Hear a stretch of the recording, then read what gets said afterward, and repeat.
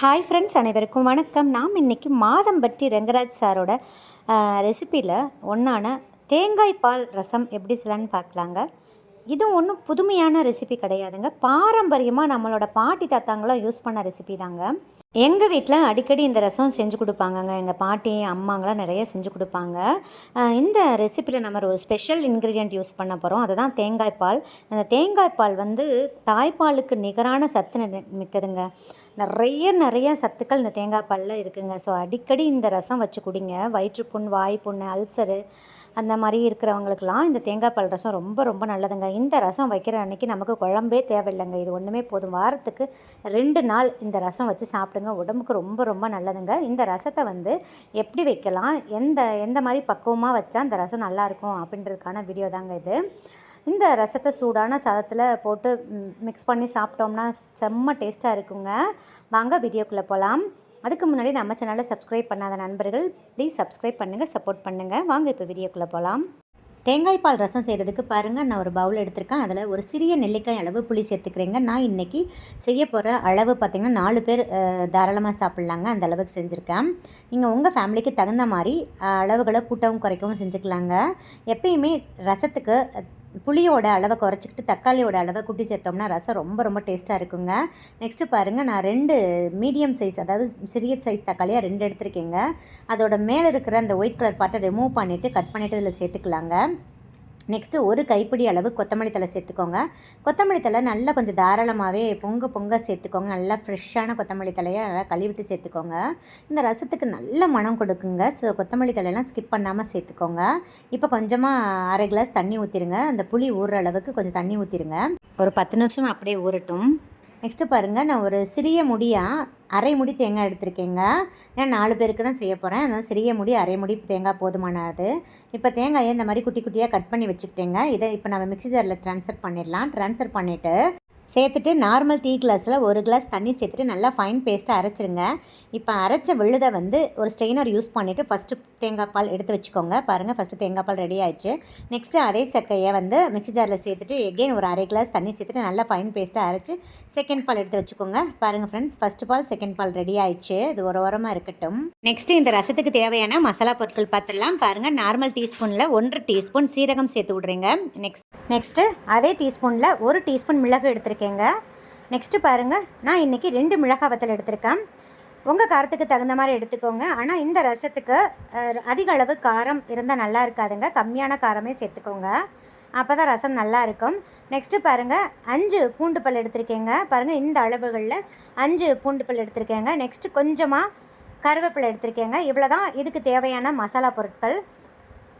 இந்த ரசத்தில் வந்து நீங்கள் சீரகம் வந்து நான் சொன்ன அளவுகளை தாங்க சேர்க்கணும். ரொம்ப அளவுக்கு அதிகமாக சீரகம் சேர்த்திங்கன்னா கொஞ்சம் ரசம் வந்து கசப்பு சுவை கொடுக்குற மாதிரி இருக்கும். ஸோ எப்பயுமே வந்து சீரகம் வந்து கரெக்டான அளவுகளை சேருங்க. உங்கள் ஃபேமிலிக்கு தகுந்த மாதிரி நீங்கள் இந்த பொருட்களை கூட்டவும் குறைக்கவும் செஞ்சுக்கலாங்க. நெக்ஸ்ட்டு இந்த பொருட்களை எல்லாம் இடி உரல் இருந்துச்சுன்னா அதில் வச்சு நீங்கள் இடிச்சுக்கலாங்க. நல்லா ஓரளவுக்கு நல்லா இடித்து கூட நீங்கள் சேர்த்துக்கலாம். அப்படி இல்லைன்னா மிக்சியில் வந்து நம்ம அரைச்சிக்கலாங்க. மிக்சியில் வந்து ரொம்ப மையாக அரைக்கக்கூடாதுங்க. கொஞ்சம் கொரப்பாக அரைக்கணும். நான் அரைச்சிட்டு உங்களுக்கு காமிக்கிறேன் பாருங்கள், இந்த அளவுக்கு கொரப்பாக அரைச்சிக்கோங்க. தண்ணி எதுவும் ஊற்றக்கூடாதுங்க. தண்ணி ஒரு ட்ராப் கூட ஊற்றாமல் நம்ம அந்த பூண்டில் இருக்கிற வாட்டர் கண்டென்ட்டே போதுமானதுங்க. இந்த அளவுக்கு கொஞ்சம் கொரப்பாக அரைச்சிக்கோங்க. இப்போ அது உரமாக இருக்கட்டும். நெக்ஸ்ட்டு நம்ம ஊற வச்சுருந்த அந்த புளியை வந்து தக்காளி எல்லாமே சேர்த்து நல்லா கை வச்சு நல்லா மிக்ஸ் பண்ணி கொடுத்துருங்க. நம்ம சேர்த்து அந்த கொத்தமல்லி தழை இருக்குல்லங்க, அதெல்லாம் நல்லா கை வச்சு நல்லா அழுத்தம் கொடுத்து மிக்ஸ் பண்ணுங்கள். அப்போ தான் அந்த கொத்தமல்லி தழையோட ஃப்ளேவரெல்லாம் அந்த ரசத்தில் இறங்கி சாப்பிட்றதுக்கு ரொம்ப ரொம்ப டேஸ்ட்டாக இருக்குங்க. இப்போ பாருங்கள், நல்லா மிக்ஸ் பண்ணியாச்சு. நெக்ஸ்ட்டு இது கூடயே 1/2 டீஸ்பூன் மஞ்சள் தூள் சேர்த்து விட்றேங்க. நெக்ஸ்ட்டு இந்த ரசத்துக்கு தேவையான அளவு சால்ட்டு சேர்க்குறேங்க. நான் கல்லுப்பு தான் சேர்க்குறேன். கல்லுப்பு சேர்த்துட்டு நல்லா மிக்ஸ் பண்ணி கொடுத்துருங்க. இப்போ நாம் அரைச்சி வச்சுருந்தோம் பார்த்தீங்களா தேங்காய் பாலில், அதில் செகண்ட் தேங்காய் பால் அரைச்சி வச்சுருந்தோம் பார்த்தீங்களா, அதை ஊற்றிடலாங்க. ஃபஸ்ட்டு தேங்காய் பாலை ஊற்றிடாதீங்க, செகண்ட் தேங்காய் பால் தாங்க ஊற்றணும். இப்போ ஊற்றிட்டு நல்லா மிக்ஸ் பண்ணி கொடுத்துருங்க. நான் இது கூடயே ஒரு பிஞ்ச் பெருங்காயத்தூள் சேர்த்துட்டுறேங்க. பெருங்காயத்தூள் சேர்த்துட்டு நல்லா மிக்ஸ் பண்ணி கொடுத்துருங்க. இப்போ நான் 1/2 கிளாஸ் தண்ணி சேர்த்துக்கிறேங்க. தண்ணி சேர்த்துட்டு நல்லா மிக்ஸ் பண்ணிவிட்டு உப்பு செக் பண்ணிக்கோங்க. தேவைப்படல ஆட் பண்ணிக்கலாம். பாருங்கள், நான் அரைத்த விழுதையும் ஃபஸ்ட்டு தேங்காய் பாலையும் இன்னும் சேர்க்கவே இல்லைங்க. இது ஓரமாகவே இருக்கட்டும். இப்போ தாளிப்பு பாத்திரலாம். கடை எடுத்துக்கோங்க. 2 டீஸ்பூன் ஆயில் சேர்த்துக்கோங்க. 1/2 டீஸ்பூன் கடுகு, 1/4 டீஸ்பூனுக்கும் குறைவான அளவு வெந்தயம், கொஞ்சமாக உளுந்து சேர்த்துக்கோங்க. கடுகு வெடித்து உளுந்தும் வெந்தயம் நல்லா சிவந்துடணுங்க. வெந்தயத்தோட அளவை இன்க்ரீஸ் பண்ணிடாதீங்க. அதுவும் இல்லாமல் வெந்தயம் வந்து நல்லா சிவக்கலைன்னா ரசம் வந்து கசப்பு சுவை கொடுத்துருங்க. அதனால் நல்லா சிவந்துடணுங்க. நெக்ஸ்ட்டு 2 பூண்டு நல்லா தட்டி வச்சுருக்கேங்க, அதையும் சேர்த்துடலாம். நெக்ஸ்ட்டு ஃப்ளேவருக்காக ஒரு பச்சை மிளகா கிள்ளி சேர்த்துக்கிறேங்க. நெக்ஸ்ட்டு ஒரு மிளகாய் வத்தலையும் கிள்ளி சேர்த்து விட்றேங்க. நெக்ஸ்ட்டு கொஞ்சமாக கருவேப்பிலை சேர்த்து விட்றேங்க. கருவேப்பிலை நல்லா பொரிஞ்சு வரட்டும்.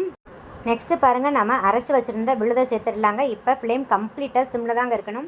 ஃப்ளேமை சிம்மில் வச்சுட்டு நம்ம சேர்த்த அந்த மசாலாவோட பச்சை ஸ்மெல் போகிற அளவுக்கு ஒரு 2 நிமிஷத்துக்கு வதக்கி கொடுத்துருங்க. எப்பயுமே ரசம் செய்யும் போது ஃப்ளேம் வந்து சிம்மில் தாங்க இருக்கணும். இல்லாட்டி நம்ம சேர்த்த அந்த பொருட்கள் எல்லாம் அதிக அளவு வெந்து ரசம் வந்து கசப்பு சுவை கொடுத்துருங்க, டேஸ்ட்டே மாறிடும். ஸோ இப்போ பாருங்கள் 2 நிமிஷம் ஆயிடுச்சு. லைட்டாக இந்த பச்சை ஸ்மெல்லாம் போயிடுச்சு. இப்போ நம்ம கரைச்சி வச்சுருந்த அந்த ரசத்தை இதில் சேர்த்துடலாங்க. சேர்த்துட்டு கண்டிப்பாக ஃப்ளேம் சிம்மில் தாங்க இருக்கணும். ஏன்னா நம்ம தேங்காய் பால் சேர்த்துருக்கிறதுனால டக்குன்னு திரிஞ்சிரும். அதனால் சேர்த்துட்டு நல்லா மிக்ஸ் பண்ணி கொடுத்துருங்க. இப்போ நீங்கள் உப்பு வேணால் செக் பண்ணிக்கலாம். செக் பண்ணிவிட்டு வேணா ஆட் பண்ணிக்கலாங்க. இப்போ ஒரு 2 நிமிஷத்துக்கு அப்படியே சிம்லேயே வச்சு விட்ருங்க.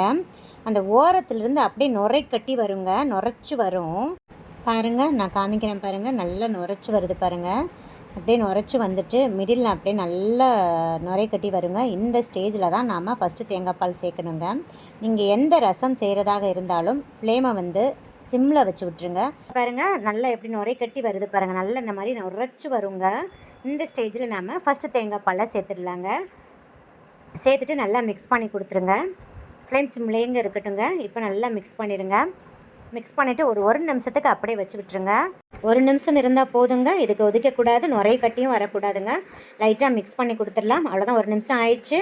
இப்போ நம்ம ஸ்டவ் ஆஃப் பண்ணிவிட்டு இதை நம்ம வேறு பவுலுக்கு ட்ரான்ஸ்ஃபர் பண்ணிடலாங்க. பாருங்கள் ஃப்ரெண்ட்ஸ், ஃபைனலாக நம்மளோட மணக்க தேங்காய் பால் ரசம் பக்குவமாக செம்ம டேஸ்ட்டாக ரெடி ஆயிடுச்சுங்க. எப்பயுமே ரசம் வந்து சிம்மில் வச்சு தாங்க செய்யணும். அப்போ தான் அதோட தன்மை மாறாமல் இருக்குங்க. ரொம்ப ஹையில் வச்சிங்கன்னா கொதிச்சிருச்சுன்னா, அதாவது ஃபுல்லாக கதன்னு கொதிச்சிருச்சுன்னா ரசம் வந்து கடுத்து போயிடும்னு சொல்லுவாங்கங்க. பெரியவங்க அப்படி தான் சொல்லுவாங்க. அது கொஞ்சம் கசப்பு சுவை கொடுத்துரும், அதோட தன்மையே மாறிடுங்க. ஸோ எப்பயுமே சிம்மில் வச்சு செஞ்சு பாருங்கள். நான் சொன்ன இதே பக்குவத்தில் தேங்காய் பால் ரசம் வச்சு சாப்பிட்டு பாருங்கள்.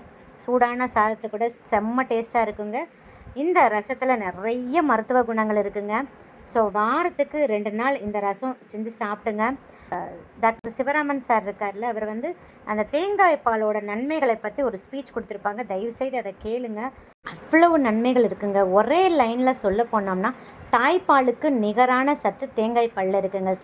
ஸோ இந்த நம்மளோட பாரம்பரிய தேங்காய் பால் ரசத்தை மறக்காமல் அடிக்கடி வச்சு சாப்பிடுங்க. குழந்தைங்களுக்கும் செய்து கொடுங்க. இந்த வீடியோ உங்களுக்கு மிகவும் பயனுள்ளதாக இருக்கும்னு நினைக்கிறேங்க. இந்த வீடியோ பிடிச்சிருந்தா லைக், ஷேர், கமெண்ட் பண்ணுங்கள். மறக்காமல் சப்ஸ்கிரைப் பண்ணுங்கள். பக்கத்தில் இருக்கிற பெல் ஐக்கானையும் கிளிக் பண்ண மறந்துடாதீங்க. சுவையை அறிந்திட சுவைத்து பாருங்கள். நன்றி, வணக்கம்.